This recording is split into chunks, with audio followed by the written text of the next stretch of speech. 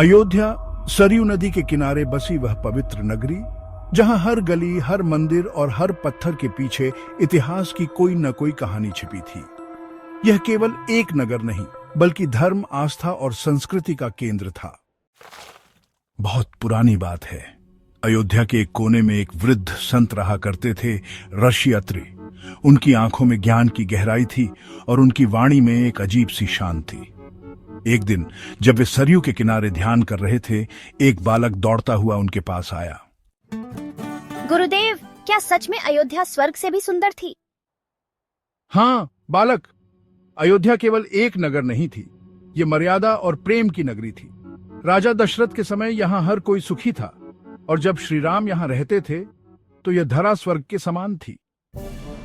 सुन, उस समय अयोध्या में ऊंचे ऊंचे महल थे, जिनकी छतें सोने से मंडित थीं। गलियां इतनी स्वच्छ थीं कि उनमें चंद्रमा की किरणें भी प्रतिबिंबित हो जाती। नगर में हर प्राणी प्रसन्न था, न चोरी, न पाप, न लालच। क्या सच में ऐसा हो सकता है गुरुदेव? हाँ पुत्र, क्योंकि वहां धर्म का शासन था।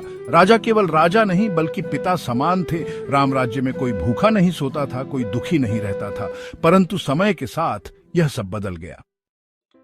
फिर क्या हुआ? समय की धाराएं सब कुछ बदल देती हैं पुत्र।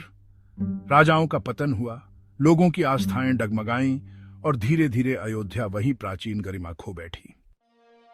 लेकिन स्मृतियां अब भी जीवित हैं, हर पत्थर में, हर मंदिर में, हर कथा में।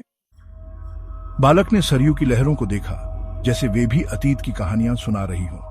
वह समझ चुका था कि अयोध्या केवल एक स्थान नहीं, बल्कि एक आदर्श थी, जो किसी के भी हृदय में बस सकती थी, यदि वह प्रेम, त्याग और मर्यादा को अपनाए।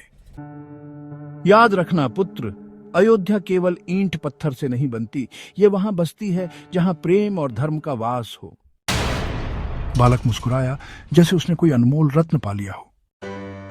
अयोध्या का स्वर्ण युग भले ही इतिहास बन चुका था, लेकिन उसकी आत्मा अमर थी, हर श्रद्धालु के हृदय में, हर कथा में और हर राम नाम में।